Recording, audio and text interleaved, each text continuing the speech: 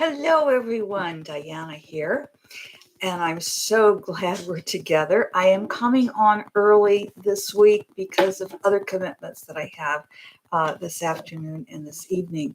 So forgive me for surprising you like that. Um, Hold on one second. I moved the pad that the mouse is on, and it moved the mouse. I got a little wrong screen up here. So anyway, this is Diana Rankin, and we are going to get our message from Phillip, which has to do with how we can help one another how we can help each other heal from the trauma during this time of the COVID that seems to be waning a bit this summer, hopefully. So this is this is the 20th week. I think I'm here this morning. Anyway, it is the 20th week of 2021, and it is May 16th to the 22nd, May 16th through the 22nd. So we'll get to our message in a moment. We will also, of course, get a message from one of my books, The Master's Book of Answer by Phillip. And for those of you who are not familiar with this book, this is an oracle book, and we just flip through, and every page has a different wisdom.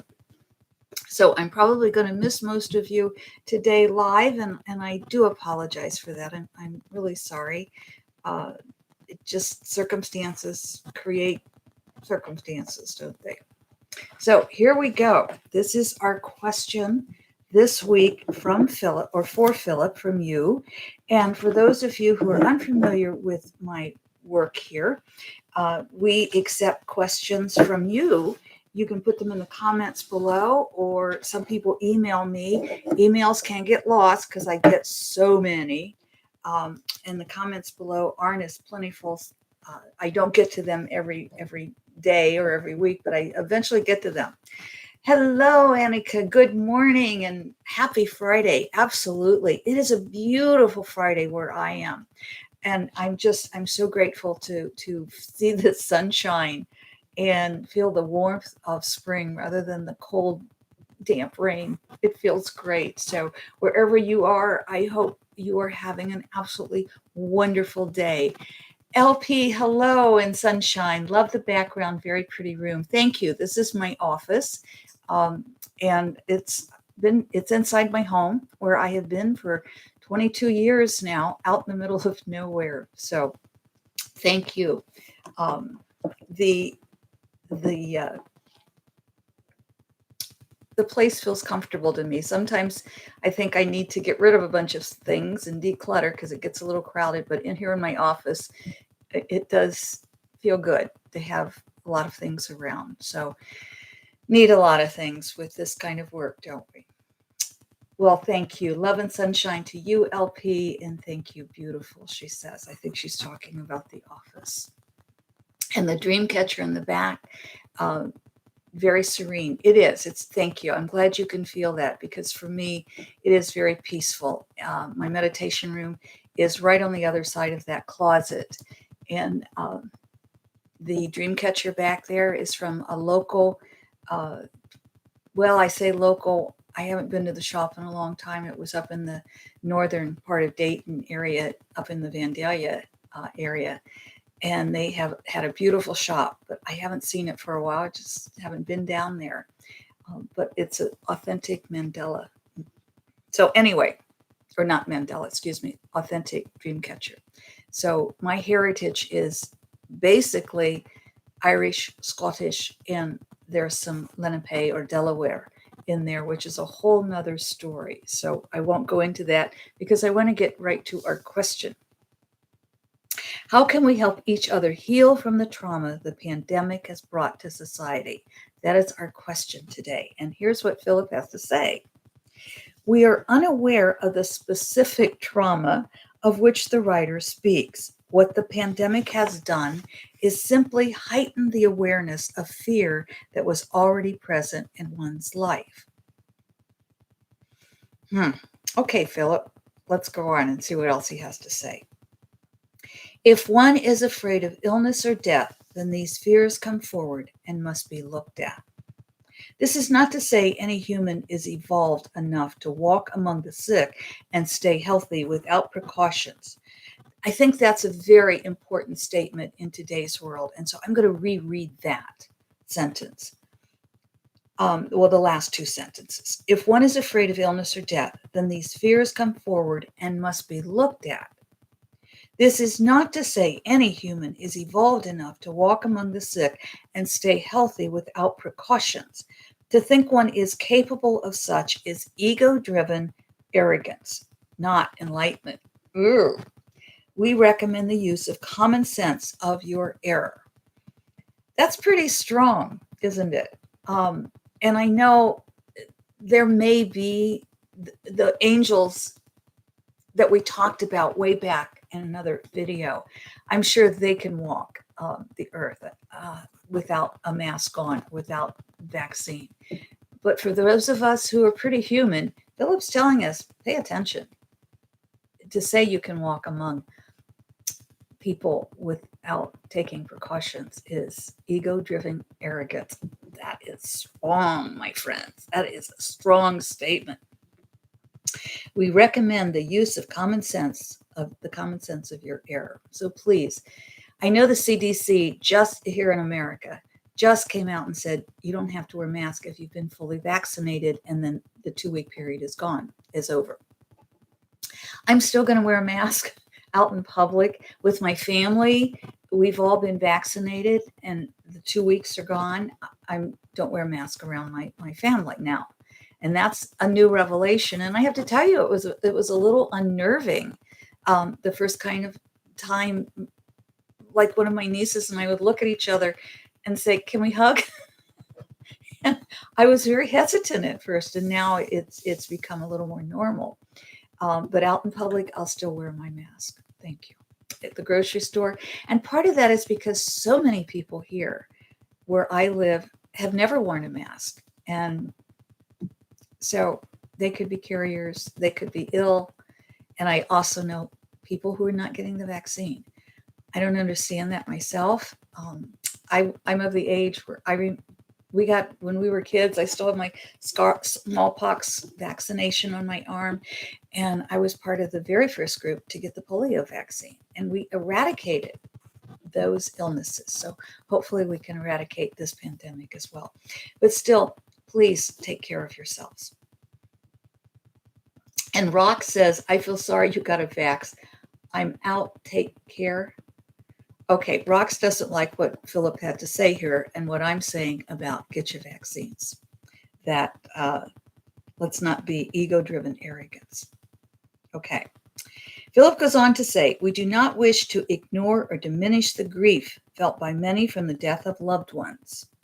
We understand spirit world to be quite real, and we also understand there is deep missing when a loved one moves to this dimension. This grieving at such a massive scale and with so much publicity as well as isolation connected to this time has caused much human trauma. We wish to add a third cause for the trauma. That is the anger humans are throwing at one another. And we just got a bit of anger thrown at us, didn't we? The anger has little to do with what one thinks is causing it. And I'm sorry, Rox, that you missed that. The anger has little to do with what one thinks is causing it. Most could not say why they are truly angry. Beneath the anger is fear, but few care to peel away the layers to heal the fear. Now that we have identified the cause of the trauma, let us suggest how humans can help one another. There are the spiritual practices and the human practices that are putting the spiritual into action. A single thought has great power. When you think of another, do so with love in your heart. So we send love to all of those who don't believe in science and the vaccinations. We send love to all of those who do, and we thank you. This is not to say you must like the actions of the person. You must like the actions of the person, or even like the person, to think of them with love. In doing so, you're helping to heal yourself as well as helping to heal the other. We have often heard you say wounded people, and here he's speaking about, he's often heard me say, wounded people wound others. Wounded people wound others. And, I also would add to that, we all come in with a wound. And part of what we're doing here is learning how to heal that wound so we can heal the wound of others. Philip goes on to say, as you recognize the wound of another and deal with them from a place of understanding and love, you are helping to heal the fear and anger causing the trauma. This healing goes beyond them and you. It goes out into the world. And I want to say, my friends, we all work on this. Are we perfect? Oh my gosh, I am so far from perfect. No, but again and again and again, I do try to work on it. And I do try to bless those of you like Rox, who is so anti-vaccination. And some people have reason to not get the vaccine. And I'll be the first one to say that. I have a client that I've said, check with your doctor. I don't think you should get it because she has such allergic reactions. I have another friend who has terrible allergic reactions to the flu vaccine, but decided to get this vaccine. And she had some problems, but she was okay. I flew through it. I didn't have any problems with my vaccination. So I'm happy to be part of creating the herd immunity. Philip goes on to say a prayer for another and let your heart be joyous in doing so. In the quiet moments of meditation, hold your world in the divine light of love. You think your actions must be large to make a difference. This is not so. Even the smallest of actions adds joy and calms the trauma. Smile at the person who forgot to wear a mask or whose nose seems too large to stay beneath the protective gear. I'm sorry, that hit me as funny. Smile at the person who forgot to wear a mask or whose nose seems too large to stay beneath the protective gear. Send a card instead of being mean to them. Philip is saying smile at them. That doesn't hurt us to smile. A couple of videos back, I said what I liked about wearing a mask is I could stick my tongue out a little bit at somebody who's not wearing a mask. And I said, and that makes me laugh. Well, sticking my tongue out certainly isn't very nice, but the laughter is creating a smile. I'm not laughing out loud at them, but I'm creating a smile. And so create smiles at those we disagree with. Hello, Judith. Welcome, and thank you for the love. All right, Philip goes on to say, send a card to say hello to someone who comes to mind. Take a moment to call another human to say they are cared about. It's not the action, but the love behind the action that moves mountains. For example, a donation of $1 given with love has more impact on the world's healing than does $1,000 donation given without love. It is the healing of your own wounds and the loving of your own heart that heals the trauma of others. It is when you no longer live in the drama of the trauma that you are able to see the truth. It is then you will know the healing of the world takes place through your healing. Oh, that's so important. So I'm going to reread that. It is when you no longer live in the drama of the trauma that you are able to see the truth. It is then you will know the healing of the world takes place through your healing. I love that, my friend. And, the older I get, and as I've told you, I'm 75. I'll be 76 in November. So I have a whole summer yet of being 75. But the older I get, the more I recognize my impact on the world. And I can simply remember a little girl that I was, a teenager, actually. I was home from college. And my mother used to always say, stop smiling at strangers. Don't smile at strangers. I never heard that lesson. I forgot that lesson. So I used to smile at strangers. I still do. And I was standing in front of a store. At the time, it was called Reich's. It was a department store in downtown Dayton. And the whole corner of the windows, big, long department store windows, and the whole area on this side and then this side decorated in these beautiful Christmas moving characters. And I would love to go down there and watch that window. And one day I was standing there and my mother was standing here beside me. And I looked up at this lady and she stood beside me and she kind of was squeezing in because it was always crowded. And she she was crying, which just broke my heart. And I looked at her and I just smiled. And then I said something, I don't remember what it was, but something that maybe I said about the Christmas decorations were nice, or look at that little guy over there, or something like that. And she just burst into a smile and said, "Thank you. Thank you." Now, she was dirty and wrinkled, and in those days, we didn't think about, at least I wasn't raised to think much about the homeless. And women, that would be very rare, but she looked like a woman who didn't have a lot. Turned out she had spent the night in the hospital with her daughter, and she was praying for a Christmas miracle, and she got one. And she just wasn't ready to go home, so she came into town to just see the decorations on her way home, because she was celebrating with joy because her daughter was going to get better. And my smile told her that. She said, so a smile can say a lot. And I like to think with our mask on that people can see our eyes. And if we just see someone's eyes, in many of my workshops, we do this process. It's called tithing. I learned that from one of John O'Donoghue's books, Anam Cara. And tithing is an old Scottish tradition where you just look eye to eye.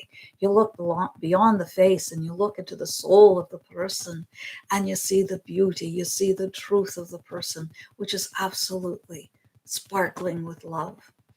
Hello, Wendy. So glad you made it.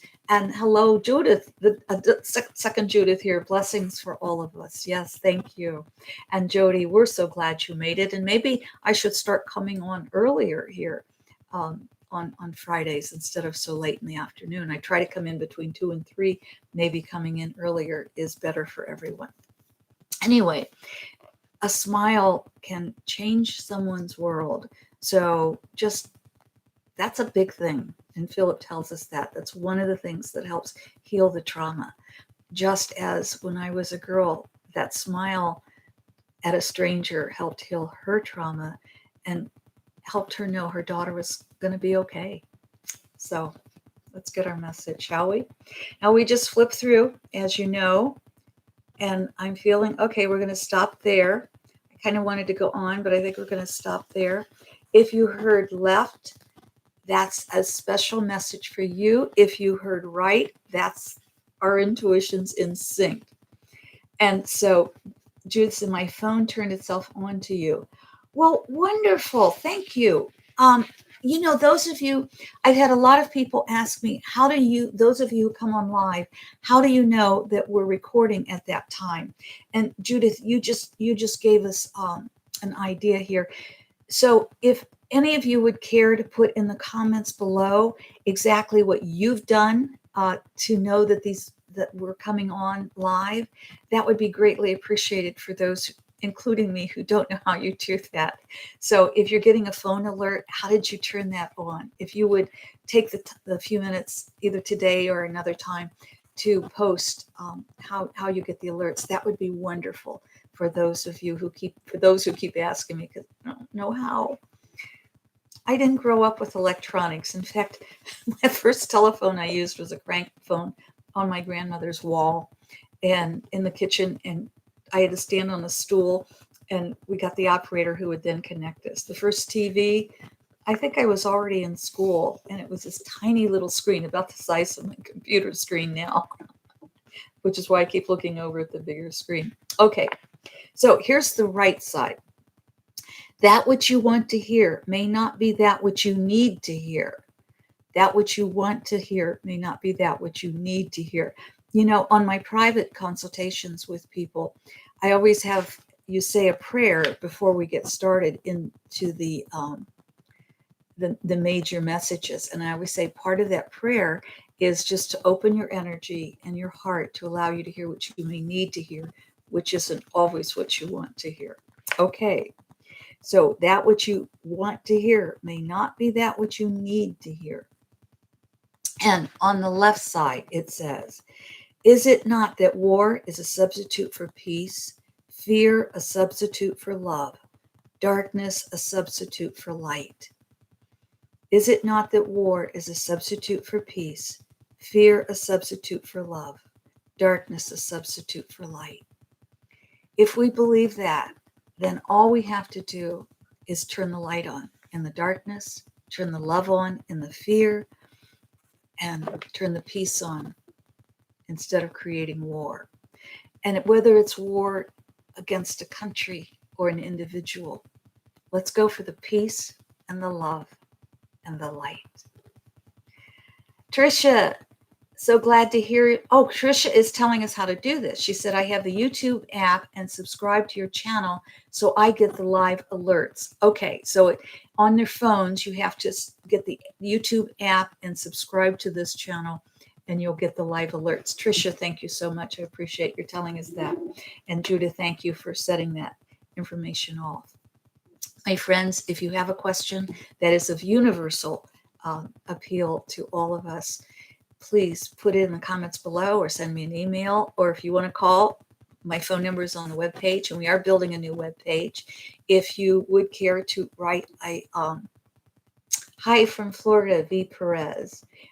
If any of you would care to write a YouTube or a comment that I can use on my new webpage, which we're building now, testimonial, then please let me know. You can write it below, or you could send it to me privately. I'd love to add some of your testimonials. And Vicki, hello, Vicki from Florida. And so it's so good to see all of you. I think this is the most we've had. So I just might have to start coming on earlier. That might be the answer. Let me know what works best for you.